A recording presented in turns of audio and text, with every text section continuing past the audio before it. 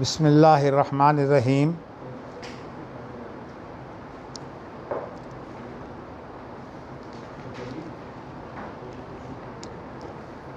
حدثنی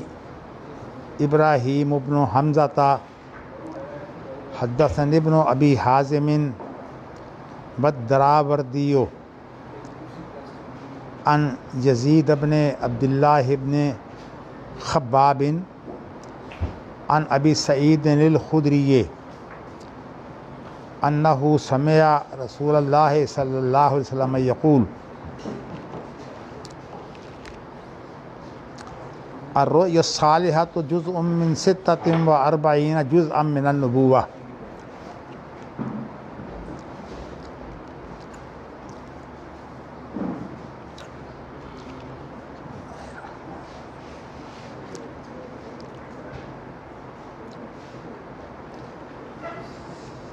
اللہ اکبر اللہ اکبر۔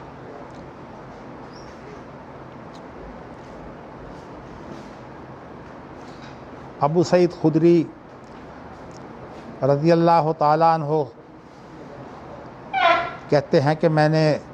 رسول کریم صلی اللہ علیہ وسلم سے یہ سنا، آپ کہہ رہے تھے الرؤیا الصالحہ، تو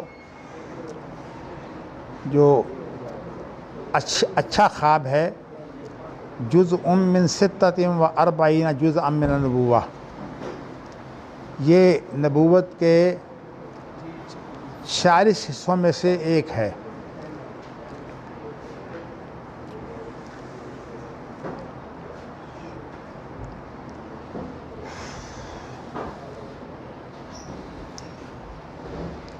اللہ تعالیٰ نے عزازیل، ہم اپنی زبان میں اسے شیطان بھی کہتے ہیں، ابلیس بھی کہتے ہیں، لیکن اس کا اصل نام ہے عزازیل۔ تو عزازیل جو ہے حالات کے نتیجے میں وہ اللہ کی نافرمانی کر کے اتنی دور تک چلا گیا کہ اس نے یہ کہا تھا کہ میں ہر طرف سے جو ہے وہ انسان کو گمراہ کرنے کی کوشش کروں گا، اس لیے دنیا کے اندر جس قسم کے جتنے بھی لوگ ہیں اس کے وہ ساتھی جو کسی انسان کو ورگلاتے ہیں وہ بھی اتنے قسم کے ہیں، اور انسان کو جو ہے وہ ایسی کوئی نہ کوئی صورت پیدا کرتے ہیں جس کے ساتھ جو ہے وہ انسان بھٹک جائے۔ اس کے اندر خواب کے اندر جو شیطان مداخلت کرتا ہے، اور خواب جو ہے وہ یا تو پریشان کن ہوتا ہے یا اس کے اندر کوئی ایسی کوشش ہوتی ہے جو شیطان کی طرف سے کامیاب ہو، تو وہ خواب جو ہوتا ہے وہ برا خواب ہوتا ہے، وہ غیر صالحہ جو ہے وہ خواب ہے۔ اس لیے اس کی تعبیر جو ہے وہ بہتر یہ ہے کہ انسان ایسا خواب کسی کو جو ہے بتائے نہیں۔ جب وہ خواب دیکھے کہ ہاں یہ میرے لیے خواب اچھا نہیں ہے، تو پہلا کام اس کا یہ ہے کہ وہ اس وقت اعوذ باللہ من الشیطان الرجیم یہ پڑھے، اور بھی کلمے پڑھ سکتا ہے جیسے کہ لا حول ولا قوت الا باللہ العلی العظیم ہے، یعنی جو شیطان کو دور کرنے کے لیے ہوتے ہیں۔ تو یہ خواب کے اندر آ کر جو ہے وہ ایسے حالات پیدا کرتا ہے کہ انسان جو ہے وہ غلطی کر جائے، اور جب ایسا شخص جو ہے وہ جس کو برا خواب آتا ہے وہ اللہ کی پناہ بھی نہیں مانگتا، اور اس کے علاوہ جو ہے وہ برے خواب کے سلسلے میں جو ہے وہ دوسرے کو بتاتا ہے۔ یہ اللہ کی طرف سے اسے دنیا میں جو ہے وہ سزا اور عذاب ہے کہ اس کے خواب جو ہیں پھر دنیا کے اندر اسے نقصان دیتے ہیں۔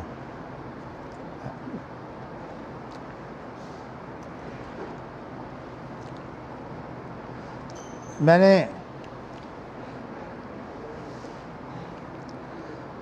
اجتہاد کے سلسلے میں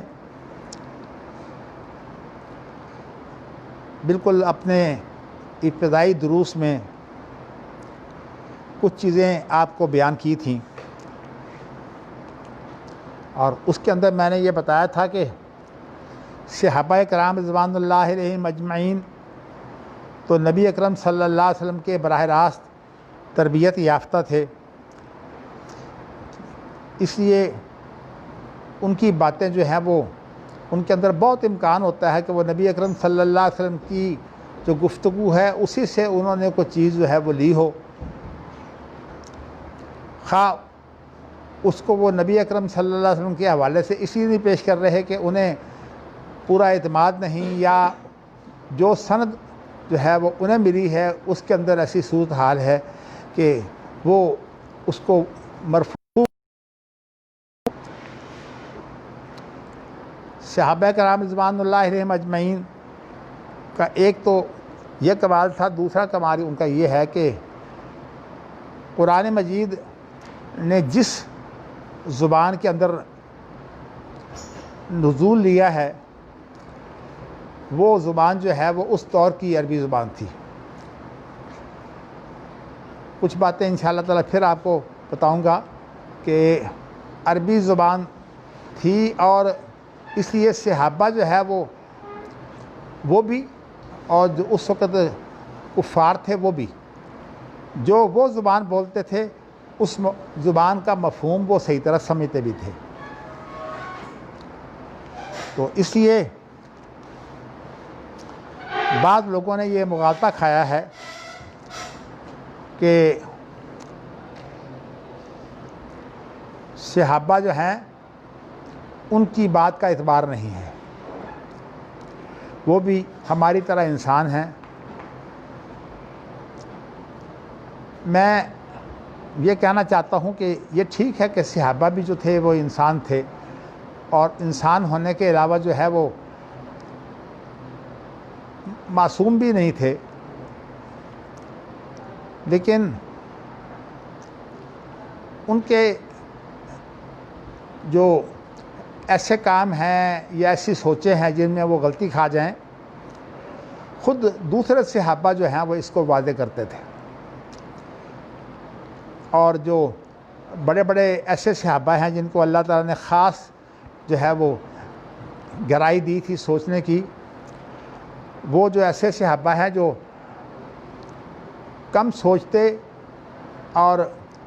زیادہ بیان کرتے نبی اکرم صلی اللہ علیہ وسلم کی زندگی کے بارے میں، تو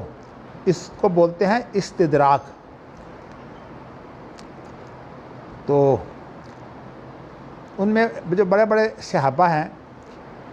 روایت کے سلسلے میں خاص طور پر میں دو شخصوں کا ذکر کرنا چاہتا ہوں، کہ ایک عبداللہ بن عباس اور ایک جو ہے وہ حضرت عائشہ رضی اللہ تعالیٰ عنہما۔ ان کا بڑا کام یہ تھا کہ جب صحابہ میں کوئی بات ایسی ہوتی تو یہ انہیں یہ کہتے کہ دیکھیے آپ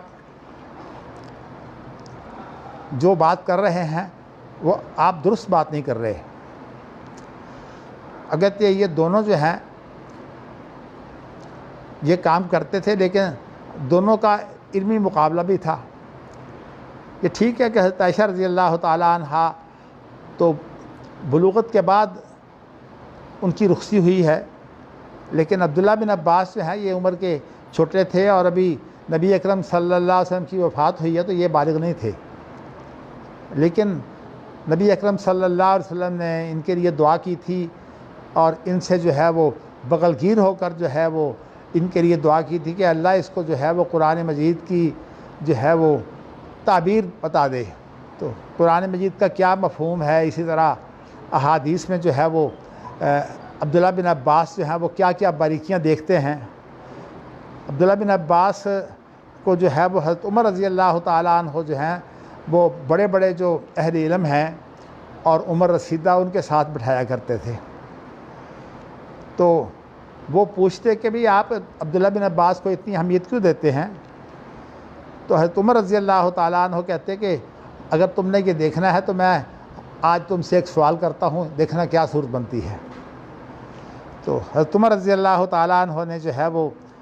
قرآن مجید کی یہ صورت پڑھی، اذا جاء نصر اللہ والفتح ورأیت الناس يدخلون فی دین اللہ افواجا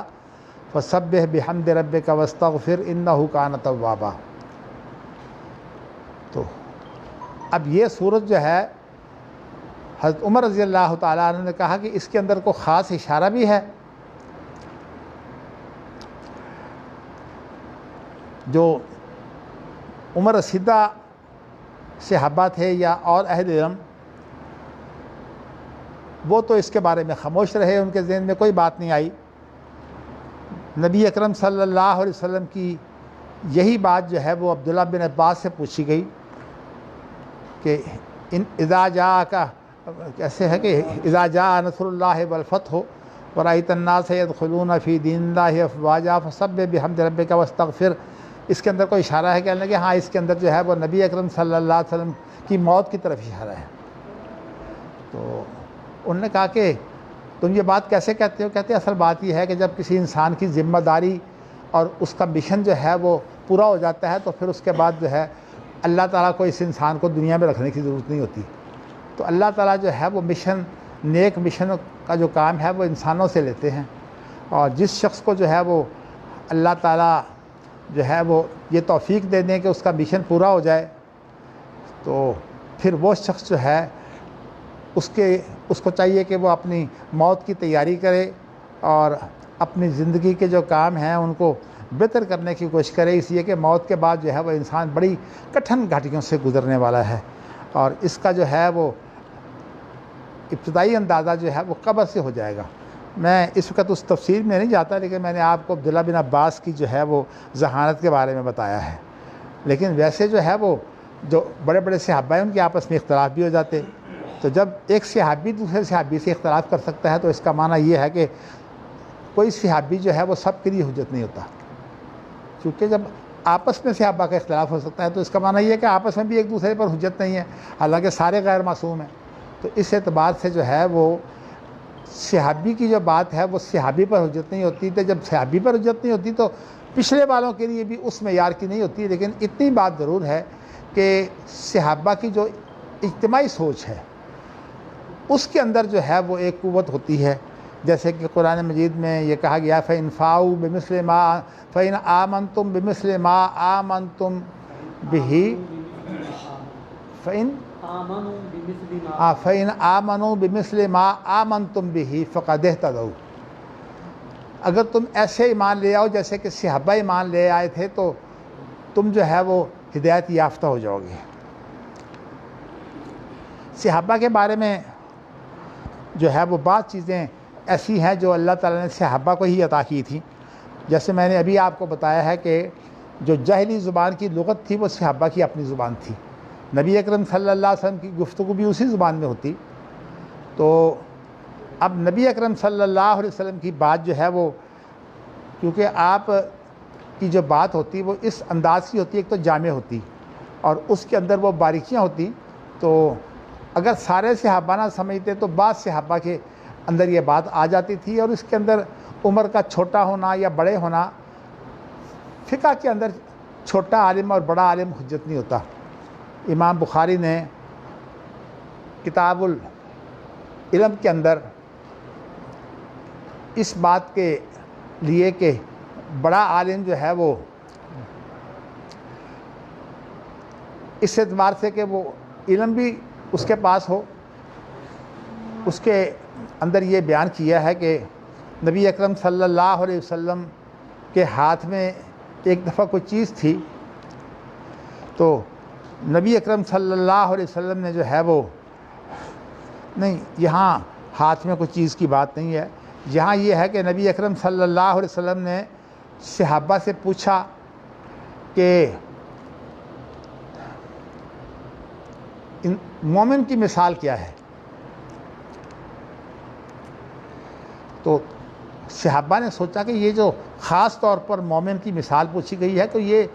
بڑا عجیب قسم کی کوئی چیز ہوگی، اور ان کا ذہن چلا گیا کہ جو جنگل کے پودے ہوتے ہیں ان کے اندر کئی قسم کی بوٹیاں ہوتی ہیں، تو ان کا ذہن ادھر گیا، کسی نے کچھ جو ہے وہ تلاش کرنے کی کوشش کی، لیکن جب وہ صحابہ کسی بات کو نہیں پوری طرح پہنچ سکے تو نبی اکرم صلی اللہ علیہ وسلم نے پھر بیان کیا کہ الم تری کیف ضرب اللہ مثلا طیبۃ کشجرۃ طیبۃ اصلھا ثابت وفرعھا فی السماء۔ یہ قرآن مجید کی آیت ہے۔ اس کی تشریح میں کلمہ طیبہ سے کیا مراد ہے؟ تو کلمہ طیبہ سے جو مراد ہے، ایک چیز یہ بھی ہے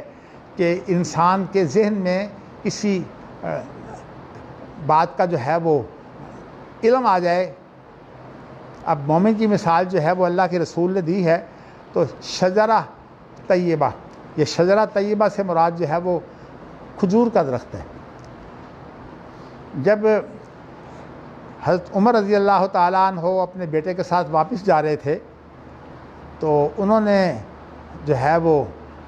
اس کا ذکر کیا کہ نبی اکرم صلی اللہ علیہ وسلم نے جو بات کہی تھی، تو عبداللہ بن عمر کہتے ہیں کہ اے میرے والد، نبی اکرم صلی اللہ علیہ وسلم نے جو جواب دیا وہ میرے ذہن میں تھا، لیکن میں نے سوچا کہ اتنے بڑے بڑے صحابہ ہیں، اتنے بڑے بڑے علماء ہیں، تو میں جو ہے وہ ان کی موجودگی میں بولوں، مجھے جو ہے وہ یہ بات بے ادبی معلوم ہوئی،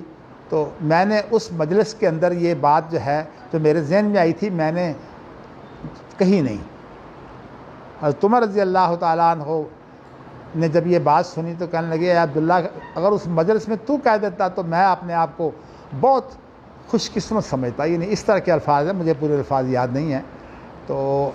یعنی بڑے خوش ہوتے، میں بڑا خوش ہوتا اگر یہ بات تو وہاں کہہ دیتا۔ تو اس کے بارے میں پھر امام بخاری نے یہ بیان کیا کہ دیکھیے بڑے بڑے علماء عبداللہ بن عمر سے، ان کے باپ حضرت عمر موجود تھے، ابوبکر صدیق موجود تھے، دیگر ایسے لوگ موجود تھے، لیکن یہ ہے کہ وہ عبداللہ بن عمر کے ذہن میں بات آ گئی، تو وہ کہتے ہیں کہ اصل میں جو ہوتی ہے نا کسی چیز کا صحیح جواب، اس کے لیے ضروری نہیں ہے کہ ایک بڑا عالم جو ہے وہی اس کا صحیح جواب دے۔ فن حدیث کے اندر اور اسی طرح فقہ کے اندر، فن حدیث کے اندر روایت کی بڑی اہمیت ہے کہ ایک شخص جو ہے وہ کسی کے حوالے سے کوئی بات کرتا ہے اور کسی کے حوالے سے بات ہوتی ہے، اس کو سمجھنا گہرائی میں جا کر، اور گہرائی میں جا کر سمجھنے کے بعد پھر اسے جو ہے آگے بیان کر دینا۔ تو اس کے اندر ایک تو طریقہ کار یہ ہے کہ انسان جو گہرائی میں جا کر جو ہے اس کے کچھ مفہوم اخذ کرتا ہے، اس کی روایت جو ہے وہ ایسی نہیں ہے کہ جیسے کسی کی روایت کی وجہ سے انسان جو ہے وہ اس کی بات قبول کرتا ہے، اس لیے کہ جو باتیں زبان کی حد تک باریکیاں ہوتی ہیں وہ تو صحابہ سمجھتے تھے، تو اس لیے جو ہے وہ جو چیز اس طرح کی ہو جو عربی زبان کی ہو تو ان کو صحابہ سمجھ جاتے تھے، اگر ان کو کوئی بات نا علم ہو تو پوچھ لیتے تھے، جیسے وفا کی حتم و ابا، تو ابا کے بارے میں پوچھا گیا کہ اس سے مراد کیا ہے۔ تو کہنے کا مقصد یہ ہے، لیکن ایک وہ روایت ہوتی ہے جو ظاہری طور پر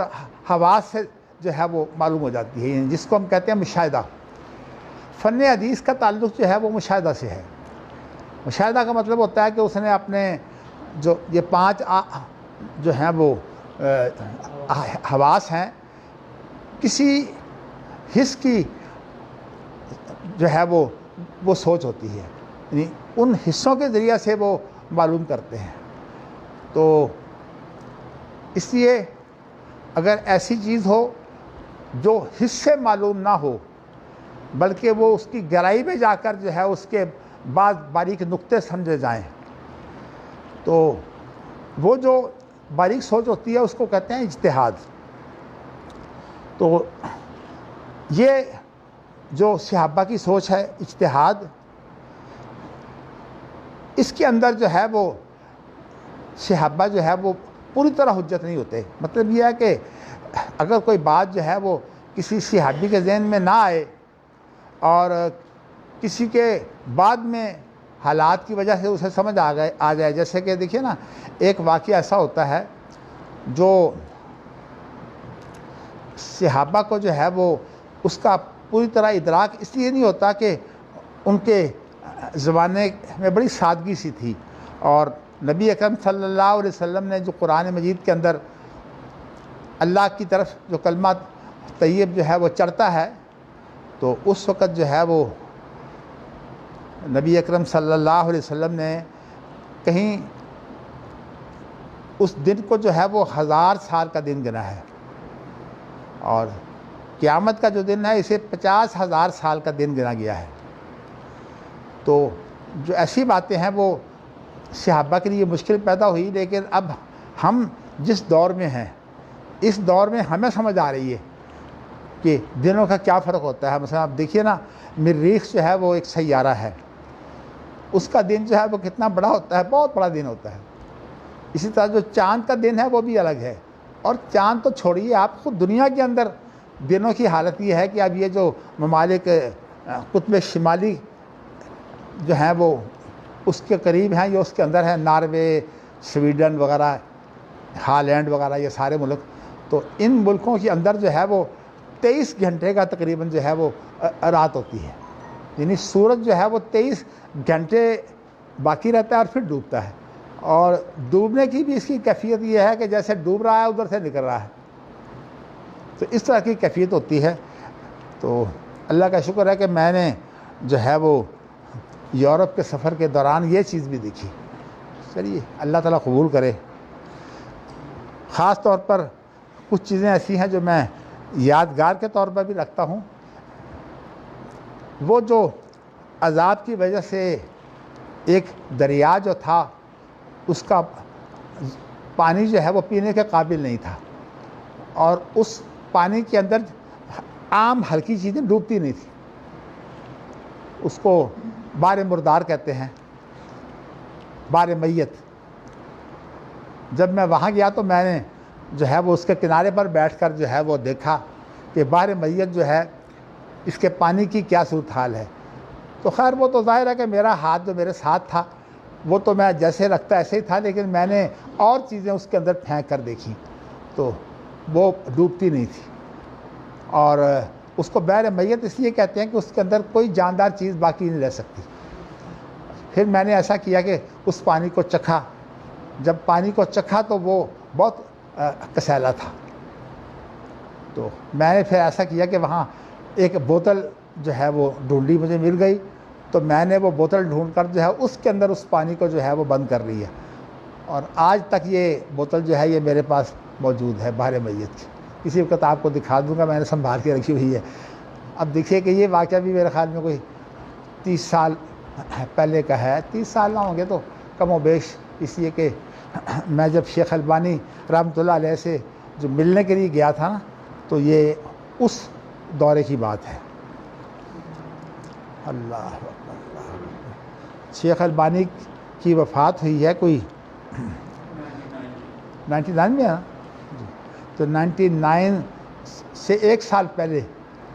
میں گیا تھا ان کے پاس، یعنی گویا کہ یہ 22 سال ہو گئے۔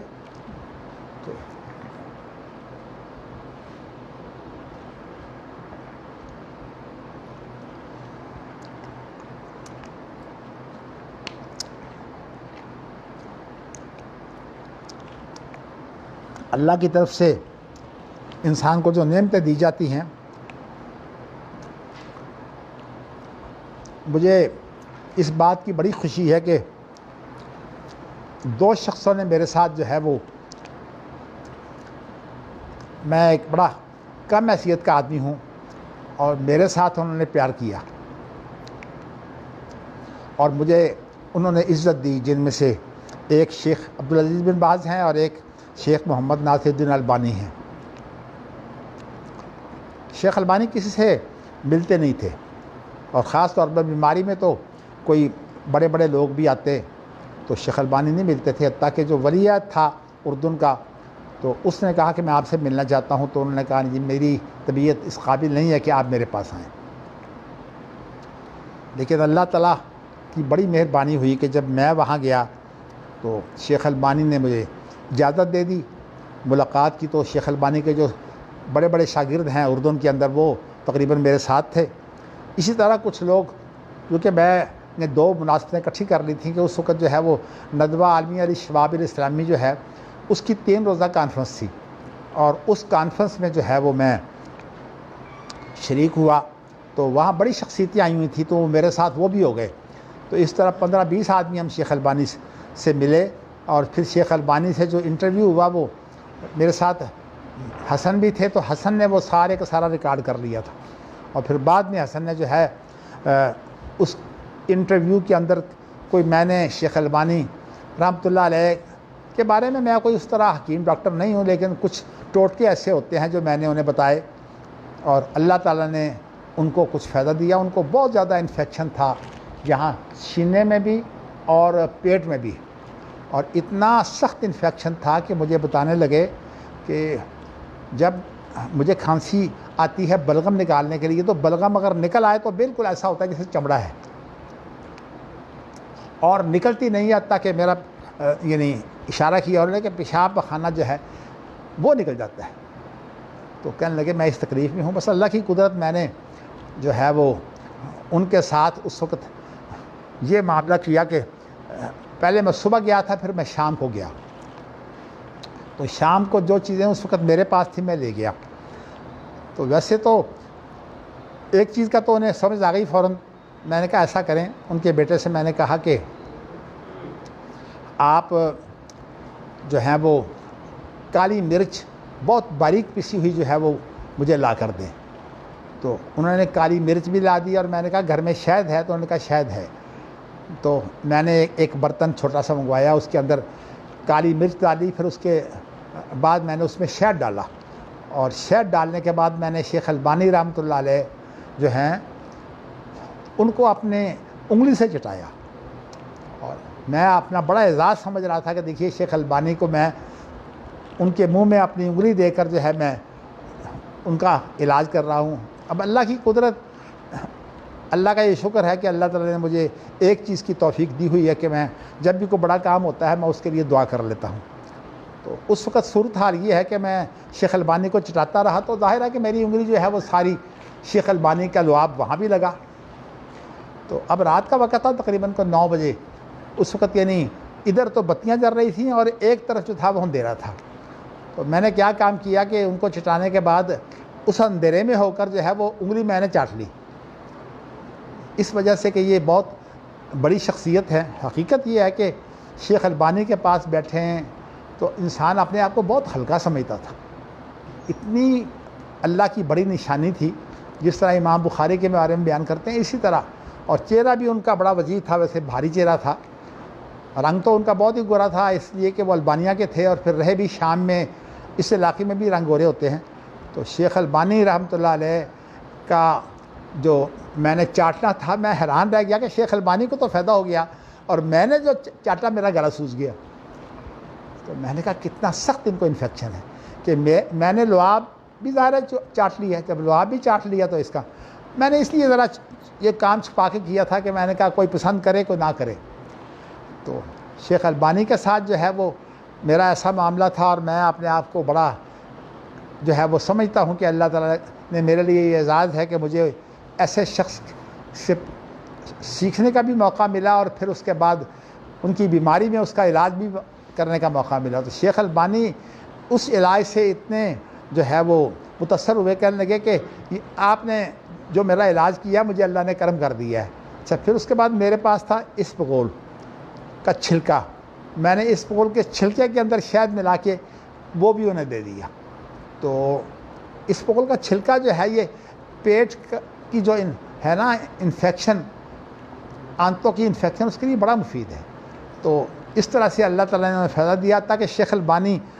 مجھے یہ اعزاز بھی حاصل ہے کہ شیخ البانی جب میں اردو سے نکل گیا تو شیخ البانی مجھ سے پھر بھی کوشش کرتے رہے کہ مجھ سے رابطہ کریں. میں قطر میں گیا واپسی پر تو شیخ البانی کا وہاں ایک شاگرد تھا,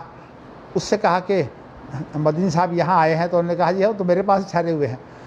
تو وہ فلسطینی تھے تو بڑا پیار کرتے تھے, اس لیے کہ شیخ البانی, جس کو شیخ البانی کا پیار ملا وہ بہت بڑا اعزاز سمجھتا ہے. لیکن میں نے آپ کو یہ بتایا ہے کہ کسی کا بڑا ہونا اس بات کی دلیل نہیں ہوتی کہ وہ جو رائے دے اس کی رائے بھی درست ہو. شیخ البانی کی زیادہ مہارت جو تھی وہ اصل میں روایت کے سلسلے میں تھی کہ وہ روایات کو جو ہے کیسے پرکھتے. اور یہ اللہ کا شکر ہے کہ ہم تو کتابوں کے محتاج ہیں نا. اللہ تعالیٰ نے عجیب صورتحال رکھی تھی. اب آپ دیکھ رہے ہیں امام بخاری کو کہ یہ ساری باتیں جن کو ہماری سمجھ اور عقل جو ہے اس کی گہرائی میں نہیں پہنچتی. شیخ جو ہے وہ البانی کو بھی اللہ تعالیٰ نے اس طرح ایک بہت بڑا اعزاز دیا تھا, اور ان کی حالت یہ تھی کہ کتابوں کے کم محتاج ہوتے, کسی جگہ کتاب دیکھتے, ورنہ اکثر وہ باتیں زبانی ان کو یاد ہوتی. حتیٰ کہ مولانا مودودی جب مدینہ یونیورسٹی میں گئے ہیں تو شیخ البانی مدینہ یونیورسٹی میں استاد تھے, تو مولانا مودودی نے جو ہے پھر وہاں خطاب کیا, اور جو خطاب کیا اسی خطاب کے دوران میں جو ہے وہ شیخ البانی نے جو ہے وہ مولانا مودودی کی ایک کتاب ہے پردہ, اس کو جو ہے وہ جو یہ اصول فقہ کے پر ایک نظر, کیا نام ہے ان کا, ہاں عاصم حداد. حداد تو خیر بنا کہ ہے لوہار خاندان سے ہیں, عاصم ان کا نام ہے. اور شیخ مولانا مودودی کے یہ مسعود عالم ندوی کے بعد یہ عام طور پر مترجم ہیں. یہ پہلی چیزیں جو ہیں مسعود عالم ندوی نے بھی جو ہے وہ ترجمہ کی ہیں, لیکن ان کے پھر شاگرد ہیں یہ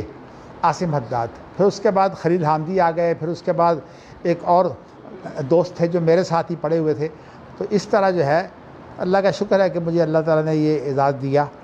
بات تو ایسی ہے کہ دل چاہتا ہے میں بیان کیے جاؤں, لیکن انشاءاللہ تعالیٰ آج آپ شیخ البانی کے بارے میں سن لیجئے, پھر شیخ ابن باز کے بارے میں جو ہے آپ کو کچھ باتیں بتاؤں گا انشاءاللہ.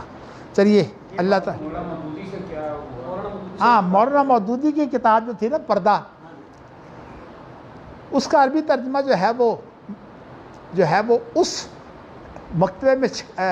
چھپا جہاں شیخ البانی کام کرتے تھے. یعنی شیخ البانی جو ہے وہ مکتبہ زاریہ میں بیٹھتے تھے. ویسے تو ان کا جو کام تھا وہ گھڑیوں کی مرمت تھی, اسی سے جو ان کو کمائی ہوتی وہ وہی کھاتے, لیکن اس مکتبے میں سارا دن بیٹھے رہتے. مکتبہ زاریہ اس کا نام تھا, اور یہ دمشق میں ہے. تو شیخ جو ہے وہ البانی نے ایسا کیا کہ مولانا مودودی کی جو عربی کتاب تھی اس میں اور تو کوئی تبصرہ نہیں کیا, لیکن جتنی حدیثیں مولانا مودودی نے پیش کی ہیں, مولانا مودودی کی اس کتاب کے اندر حوالے بہت ہیں اور حدیثوں کے حوالے ہیں. تو شیخ البانی نے دیکھا کہ حدیثیں بہت زیادہ ضعیف ہیں, تو شیخ البانی نے جو ہے اس کی تخریج کر کے جو ہے وہ کتاب چھپوا دی. تو مولانا مودودی کو جب پتہ چلا تو کہنے لگے میری کتاب کے اوپر حاشیہ میری اجازت کے بغیر. تو شیخ البانی سے شکوہ کسی واسطہ سے کیا, تو شیخ البانی کہنے لگا کہ نبی اکرم صلی اللہ علیہ وسلم کی طرف ایک بات منسوب ہو رہی ہو تو اسے جو ہے وہ میں دیکھوں کہ وہ اس کی نسبت صحیح نہیں ہے, تو کیا میں چپ رہوں گا؟ میں تو ضرور جو ہے وہ اس پر تبصرہ کروں گا, اور میں بتاؤں گا کہ یہ اللہ کے رسول کی طرف نسبت جو ہے کوئی معمولی بات نہیں ہے. تو اس لیے اللہ کے رسول کی طرف کسی بات کی نسبت ہو جائے تو وہ بہت بڑی ہوتی ہے. اسی لیے ہمارے ایک دوست ہیں مولانا عزیز زبیدی, اللہ تعالیٰ ان کو غریق رحمت کرے, میرے ساتھ انہوں نے تقریباً کو 50-60 سال جو ہے وہ کام بھی کیا ہے. یعنی محدث کے بھی وہ ایڈیٹر رہے, تنظیم الحدیث کے بھی ایڈیٹر رہے, اور میرے ساتھ جو ان کا جو ہے وہ رفاقت تھی وہ تقریباً جو ہے میں یہ کہتا ہوں کہ 1960 سے تھی. 1960 سے وہ اپنی وفات تک میرے ساتھ مربوط رہے, اور وہ مجھے جو ہے وہ خاص طور پر جو باتیں بتاتے, وہ کہتے کہ اگر آپ نے علم اقتصادیات جو ہے وہ آج کا علم اقتصادیات پڑھنا ہے تو وہ بخاری کا جو ہے وہ جو یہ کتاب ہے اور یہ جو باب ہے جو اقتصاد سے متعلق ہے, آپ اس کو جو ہے وہ پڑھیں اور اس میں غور کریں, انشاءاللہ آپ کو بڑے عجیب نکتے ملیں گے. تو خیر اللہ تعالیٰ نے جس کو بھی توفیق دی, انہوں نے خود بخاری کی شرح کی ہے, لیکن اللہ کی قدرت کہ ان کی بخاری کی شرح جو ہے وہ چھپ نہیں سکی، وہ اب بعض علماء کے پاس ہیں، اور وہ علماء جو ہیں وہ اس بخاری کی شرح کو ساتھ لے کر جو ہے وہ اسی سے کام کر رہے ہیں۔ ہاں جی، نہیں گم نہیں ہے، ہمارے پاس یہاں بھی ہے، حافظ ثناء اللہ صاحب کو بھی ہم نے دی ہوئی ہے، وہ اس سے فائدہ اٹھا رہے ہیں۔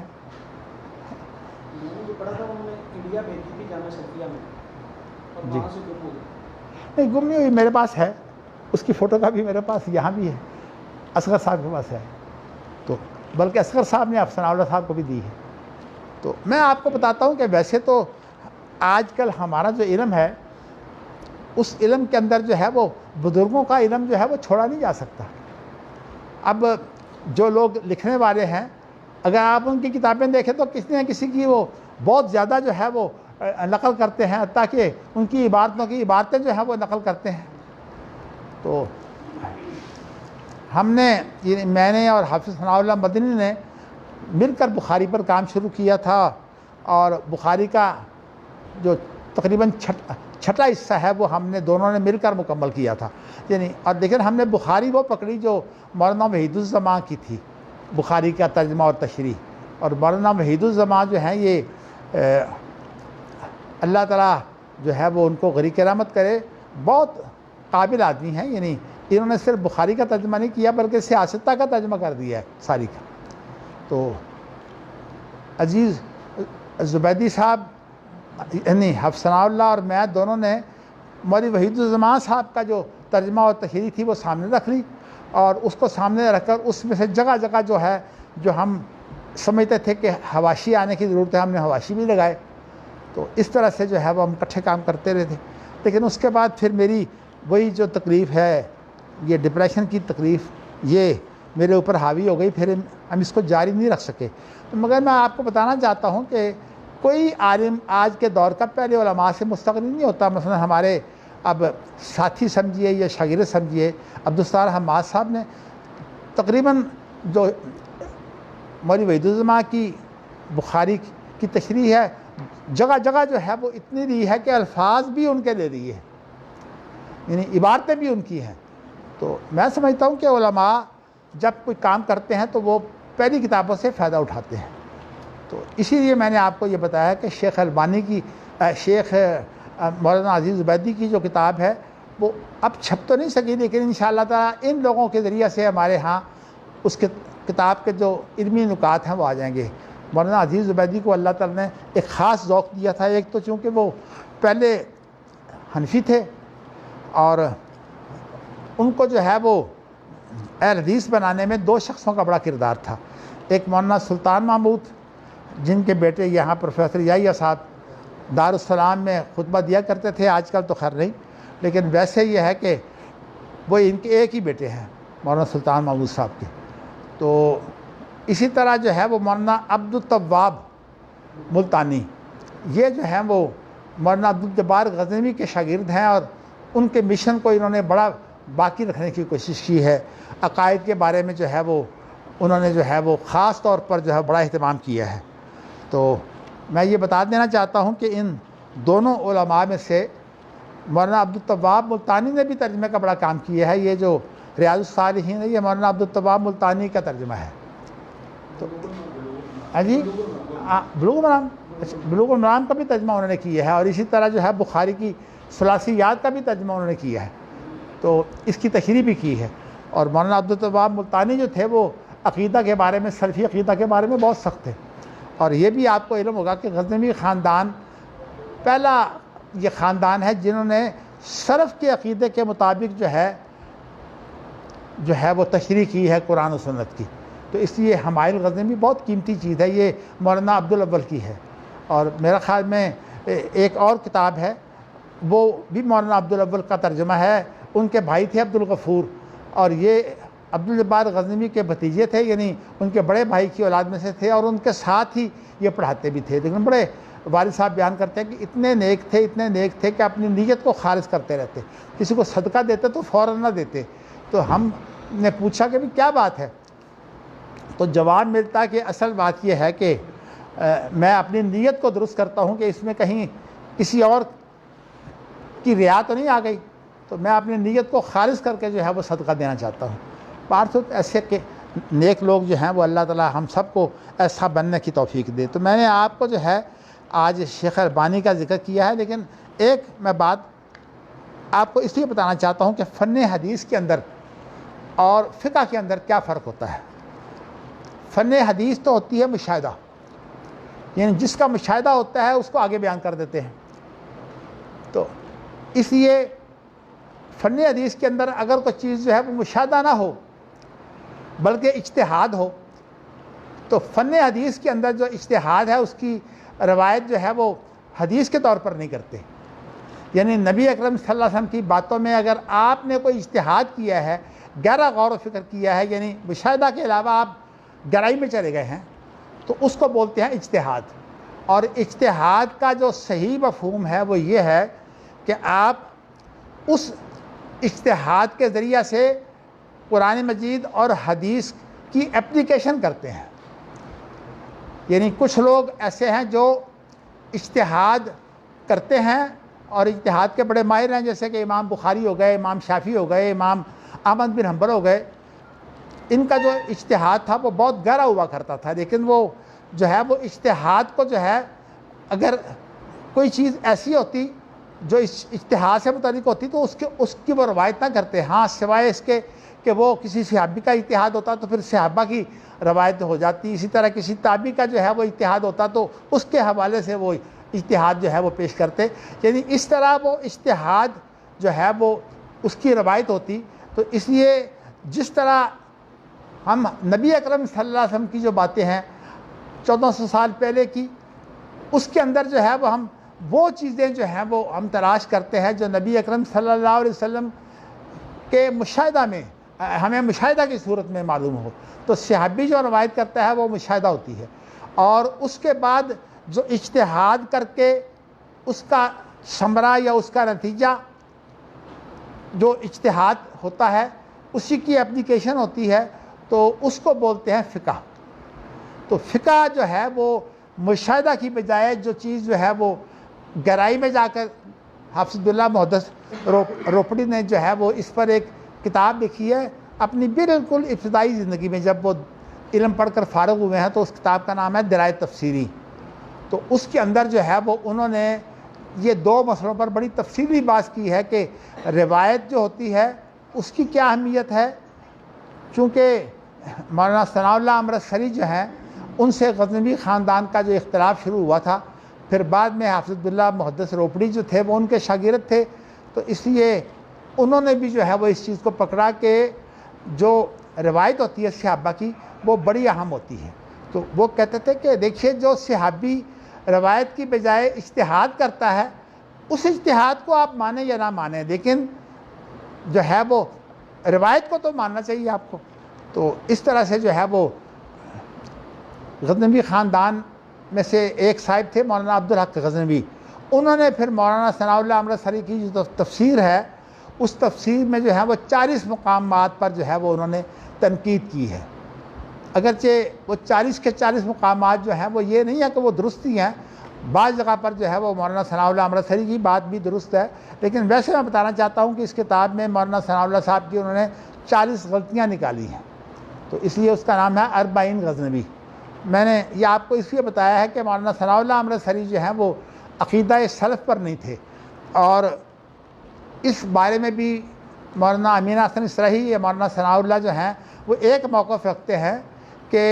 صحابہ کی جو تفسیر ہے وہ حجت نہیں ہے۔ اور یہاں سے آگے بڑھ کر جب معجزات کی بات آتی ہے تو نبی اکرم صلی اللہ علیہ وسلم کی حدیث کے بارے میں بھی وہ بہت تعویلیں کرتے ہیں، جیسے کہ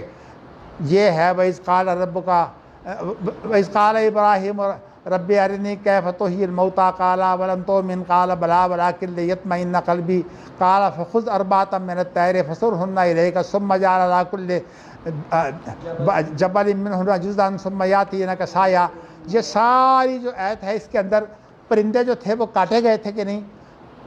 مولانا ثناء اللہ امرتسری رحمۃ اللہ علیہ جو ہے وہ کہتے ہیں کہ نہیں، کاٹے نہیں گئے، صرف سجائے گئے تھے۔ تو یہ اگر سجائے گئے ہیں تو یہ پھر زندہ کرنے کی مثال تو بنی نہیں ہے۔ تو زندہ کرنے کی مثال تو اس وقت بنتی ہے جب کہ ان کو کاٹا جائے۔ اور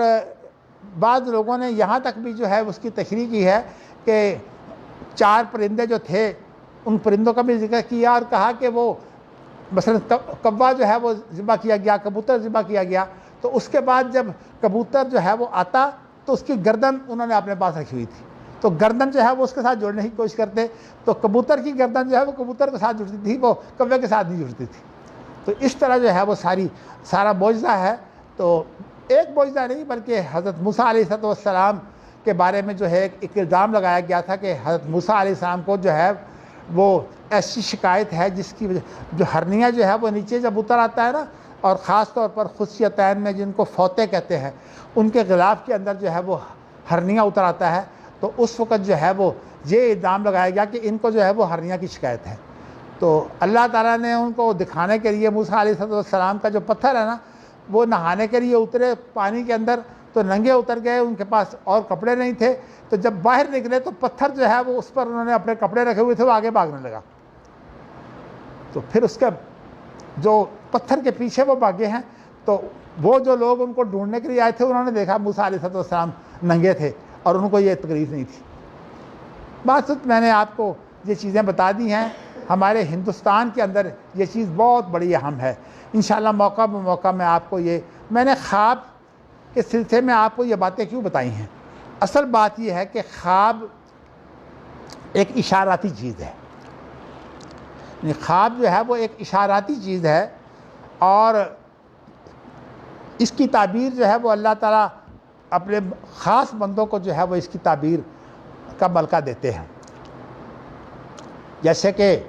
حضرت یوسف علیہ السلام کو جو ہے وہ اللہ نے یہ خوابوں کی تعبیر کا ملکہ دیا، اور ان کو جو خواب آیا تھا 11 ستارے اور سورج اور چاند جو ہے وہ ان کو سجدہ کر رہے تھے، تو اس خواب کی تعبیر جو ہے ان کے باپ حضرت یعقوب جو تھے، جو نبی تھے علیہ السلام، انہوں نے تعبیر کی تھی وَكَذَلِكَ يَجْتَبِيكَ رَبُّكَ وَيُعَلِّمُكَ مِن تَأْوِيلِ الْأَحَادِيثِ وَيُتِمُّ نِعْمَتَهُ عَلَيْكَ وَعَلَىٰ آلِ يَعْقُوبَ كَمَا أَتَمَّهَا عَلَىٰ أَبَوَيْكَ مِن قَبْلُ إِبْرَاهِيمَ وَإِسْحَاقَ۔ تو اس کے اندر جو ہے وہ ان کو تعبیر جو ہے وہ خوابوں کی تعبیر کا خاص ملکہ تھا، اور آپ کو علم ہے کہ جو ان کے 2 ساتھی تھے جیل میں،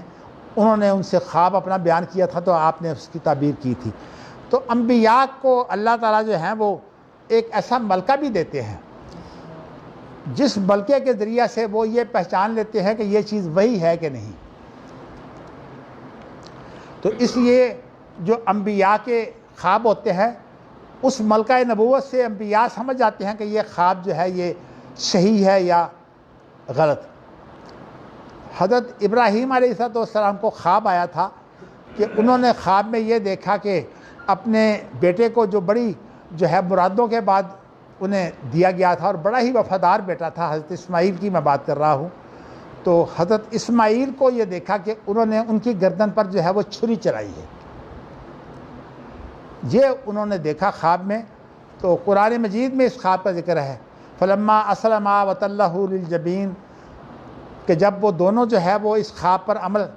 درآمد کے لیے تیار ہو گئے، تو حضرت ابراہیم نے اپنے بیٹے کو جو ہے وہ ماتھے کے بل لٹا دیا، یعنی چھری جو ایسی پھیری ہے کہ وہ گردن پر چھری جو ہے وہ ان کو سیدھا لٹا کر نہیں پھیری یا پہلو پر لٹا کر نہیں پھیری، بلکہ جو ہے وہ ان کو جو ہے وہ نیچے سے چھری پھیری ہے۔ تو اللہ تعالیٰ نے جو ہے اس چھری کا یہ نتیجہ تھا کہ انہوں نے ذبح کیا تھا اسماعیل کو، لیکن چھری جو پھری ہے وہ ایک دمبے کو پھر گئی، اور وہ دمبا جو ہے وہ اب ہمارے لیے جو ہے وہ ان کی یادگار ہے۔ سنت ابیکم ابراہیم، ہمارے باپ ابراہیم کی یہ سنت ہے کہ اللہ تعالیٰ نے دمبا ذبح کروا دیا، اور ہمیں بھی حکم ملا ہے کہ ہم عید کے موقع پر جو ہے جس کو بھی اس کی طاقت ہو وہ جانور ذبح کرے۔ ہمیں تو 4 طرح کے جانوروں کی اجازت ہے، لیکن ان کے لیے جو ذبح ہوا تھا ایک قسم ہی ہونی ہے، تو اس کے بارے میں یہ آتا ہے کہ وہ دمبا تھا اور اس کو ذبح عظیم کہا گیا ہے قرآن مجید میں۔ تو میں نے آپ کو بتایا ہے کہ ابراہیم علیہ السلام کا یہ خواب تھا، اور وہ ملکہ جو نبوت ہے اس سے جو ہے وہ سمجھ گئے کہ یہ خواب جو ہے یہ میرا سچا ہے، اس لیے پھر انہوں نے اس خواب کو پورا بھی کیا۔ باہر تو یہ بہت بڑی آزمائش ہے، اللہ تعالیٰ نے ان آزمائشوں کے بعد جو ہے وہ ان کو ایک پھر خاص مقام دیا۔ وَإِذِ ابْتَلَىٰ إِبْرَاهِيمَ رَبُّهُ بِكَلِمَاتٍ فَأَتَمَّهُنَّ قَالَ إِنِّي جَاعِلُكَ لِلنَّاسِ إِمَامًا۔ میں جو ہے وہ آپ کو بتانا چاہتا ہوں کہ ایسی چیزیں جو ہمارے مشاہدہ میں نہیں آتی، ان کی کوئی ایک قسم نہیں ہے، ان کی جو ہے وہ ایک قسم تو خود خواب ہے. یعنی خواب جو ہوتی ہے وہ ویسے تو اس کا مشاہدہ بھی ہو جاتا ہے، لیکن ابھی آپ پڑھیں گے کہ نبی اکرم صلی اللہ علیہ وسلم کو جس نے دیکھا اس کے بارے میں یہ اللہ تعالیٰ کا وعدہ ہے کہ نبی اکرم صلی اللہ علیہ وسلم کی جو ہے وہ آمنے سامنے جو ہے وہ مشاہدہ ہوگا. یعنی وہ نبی اکرم صلی اللہ علیہ وسلم کو دیکھے گا. اب کہاں دیکھتا ہے؟ ظاہر ہے کہ وہ تو پھر وہیں جو ہے وہ قیامت کے دن دیکھے گا. اور چونکہ عام طور پر نبی اکرم صلی اللہ علیہ وسلم کو دیکھنا یہ ایک بہت خوب اچھا خواب ہے، اس لیے کہ نبی اکرم صلی اللہ علیہ وسلم نے فرمایا کہ اور خوابوں کے اندر تو شیطان بڑے بڑے کام کرتا ہے، حتیٰ کہ صحابہ کی شکل بن جاتا ہے. حتیٰ کہ جو ہے وہ آپ کو میں یہ سناؤں کہ عبد القادر جیلانی جو ہیں وہ بھی بڑے پرہیزگار آدمی تھے، تو ان کو تو غوث اعظم کہا جاتا ہے ہمارے ہاں. اور کہتے ہیں کہ انہوں نے اللہ نے روحیں پکڑی ہوئی تھی تو وہ روحیں انہوں نے چھین لی تھی. خیر یہ تو سارا جھوٹ ہے. عبد القادر جیلانی جو ہیں یہ ویسے زیادہ جو جس فقہ پر عمل کرتے تھے وہ امام احمد بن حنبل کی فقہ تھی، تو اس لیے انہوں نے کہا ہے کہ جو بدعتی لوگ ہیں ان کی نشانی یہ ہے کہ وہ جو حدیثوں کو بیان کرنے والے ہیں ان کو وہ پسند نہیں کرتے، یا حدیثوں کے اندر اپنی زندگی کو بسر کرنے والوں کو پسند نہیں کرتے. لیکن میں نے آپ کو یہ بتانا چاہتا ہوں کہ انہیں خواب آیا، اور خواب میں انہوں نے خواب نہیں آیا بلکہ وہ اسی طرح جا رہے تھے تو انہوں نے دیکھا کہ ایک بادل ہے، اس میں سے ایک آواز آئی، اور اس آواز کی طرف جب انہوں نے غور کیا تو اس نے کہا کہ میں تمہارا رب ہوں، تمہارا رب ہوں، تو نے میری اتنی عبادت کر لی ہے کہ اب مزید عبادت کی ضرورت نہیں ہے. تو کہتے ہیں کہ جب میں نے یہ آواز سنی تو میں نے کہا کہ نظر نہیں آ رہا رب، لیکن سوال یہ ہے کہ ایسا تو انبیاء کو بھی اللہ نے نہیں کیا کہ ان کو جو ہے مزید عبادت کی ضرورت نہ ہو. نبی اکرم صلی اللہ علیہ وسلم کے بارے میں جو اعزازات ہیں، آپ کو جو مستقبل کی چیزیں اور ماضی کی تمام گناہ معاف کر دیے گئے ہیں، قرآن مجید میں موجود ہے. تو اس کے اندر بھی جو ہے وہ نبی اکرم صلی اللہ علیہ وسلم نے پھر اتنی عبادت کی کہ حضرت عائشہ کہتی تھی کہ آپ کے تو سب گناہ معاف ہو چکے ہیں تو آپ اتنی عبادت کرتے ہیں. تو کہتے ہیں کہ افلا اکون عبدا شکورا، کہ میں شکر گزار بندہ نہ بنوں. تو میں کہنے کا مقصد یہ شیخ اپنا عبد القادر جیلانی نے جب یہ بات دیکھی تو کہتے ہیں اچھا ٹھیک ہے، تم تو وہی ہو جس نے ہمارے باپ کو گمراہ کیا تھا. تو اس کے بارے میں لا حول ولا قوت الا پڑھا، تو جب لا حول ولا قوت الا پڑھا ہے تو وہ بدل جو ہے وہ پھٹا اور اس میں سے وہ شیطان جو ہے بھاگا اور کہنے لگا کہ میں نے تو بڑے بڑے جو ولی ہیں اور پیر ہیں ان کو گمراہ کیا ہے ان دکھوں سے، تم اپنے علم کی وجہ سے بچ گئے ہو.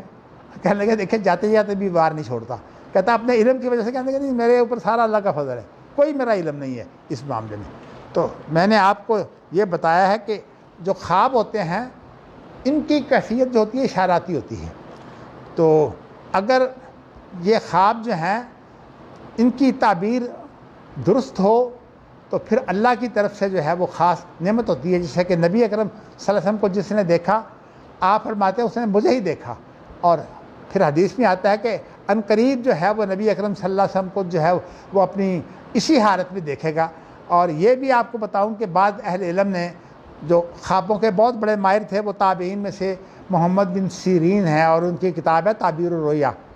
اس کا ترجمہ ہوا ہے ویسے اردو میں. تو تعبیر الرؤیا جو ہے اس کے اندر انہوں نے مختلف خوابوں کی تعبیریں بیان کی ہیں، اور امام بخاری جو ہے ان سے بہت تعبیریں لیتے ہیں. تو میں نے آج تو آپ کو جو ہے وہ یہی بتایا ہے. تو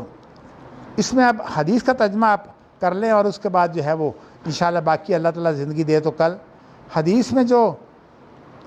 آیا ہے وہ ابو سعید خدری روایت کرنے والے ہیں کہ انہوں نے اللہ کے رسول سے سنا کہ آپ فرما رہے تھے کہ جو اچھا خواب ہوتا ہے وہ نبوت کے 40 حصوں میں سے ایک حصہ ہوتا ہے. دیکھیے میں نے آپ کو کل بتایا تھا کہ حصے تو روایتوں میں کہیں 76 ہے، کہیں 71 ہے، کہیں اور کم و بیش جو ہیں وہ حصے بیان کیے گئے ہیں. تو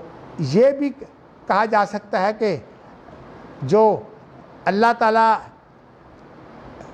انبیاء کے ذریعہ سے جو انعامات کرتے ہیں، بعض دفعہ جو خوابوں کے ذریعہ سے بھی بعض لوگوں کو جو ہے وہ انعام ہو جاتا ہے، جیسے کہ نبی اکرم صلی اللہ علیہ وسلم سے ملاقات ہو جائے، تو یہ جو ہے یہ انعام ہے. امام بخاری کے بارے میں جو ہے وہ ایک خواب بیان کرتے ہیں کہ انہوں نے یہ خواب دیکھا تھا کہ نبی اکرم صلی اللہ علیہ وسلم پر جو ہے وہ مکھیاں بیٹھ رہی ہیں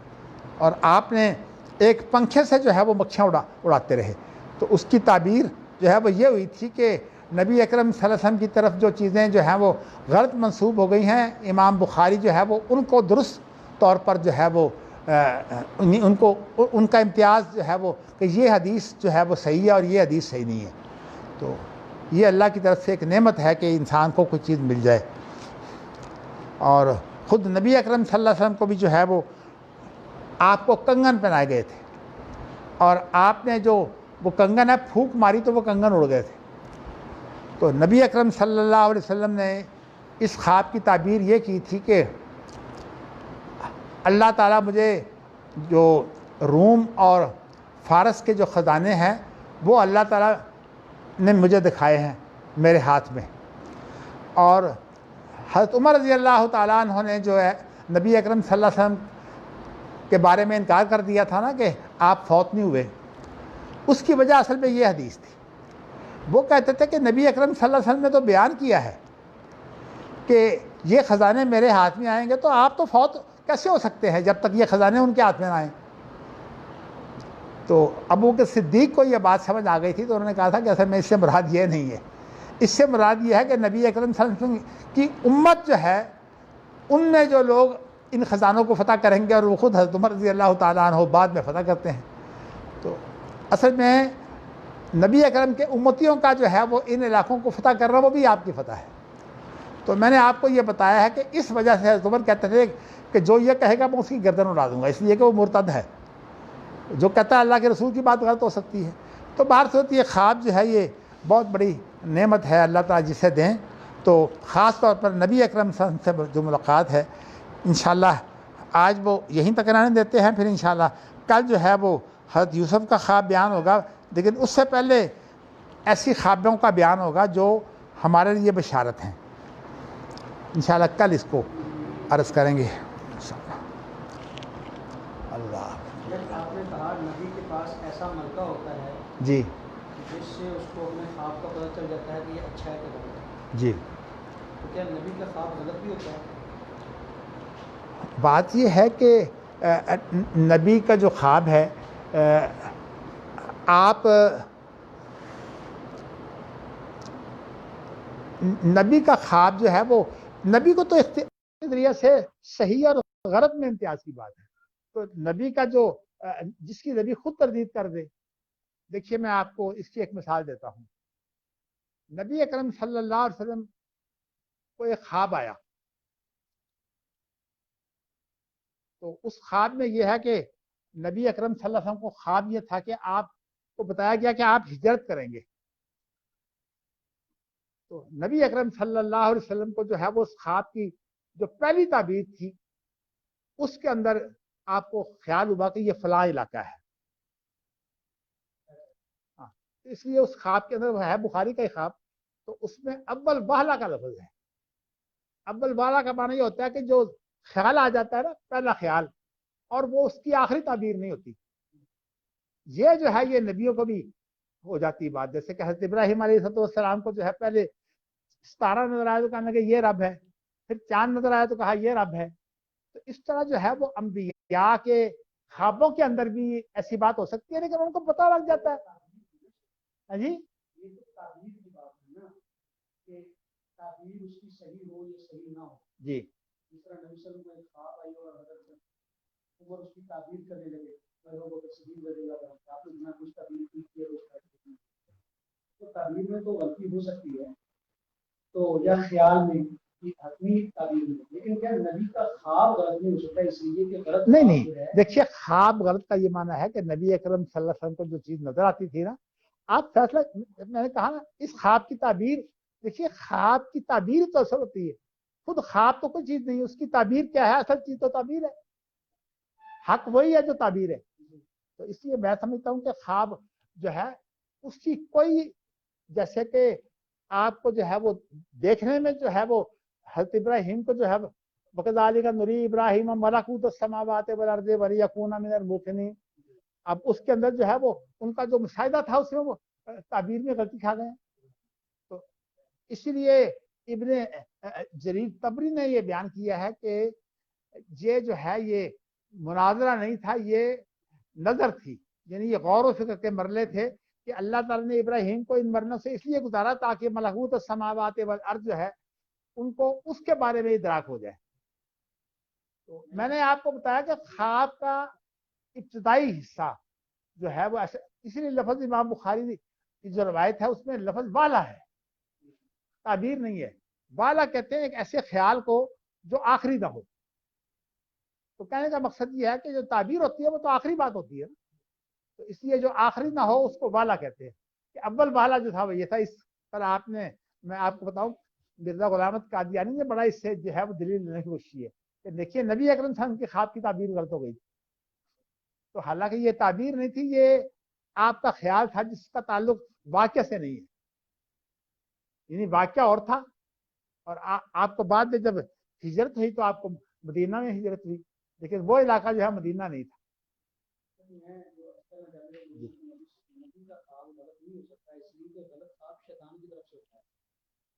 میں آپ کو یہ بتاؤں کہ شیطان کی طرف سے جو ہے وہ ٹھیک بات بھی ہوتی ہے، آج تک اسے سکھا گیا تھا۔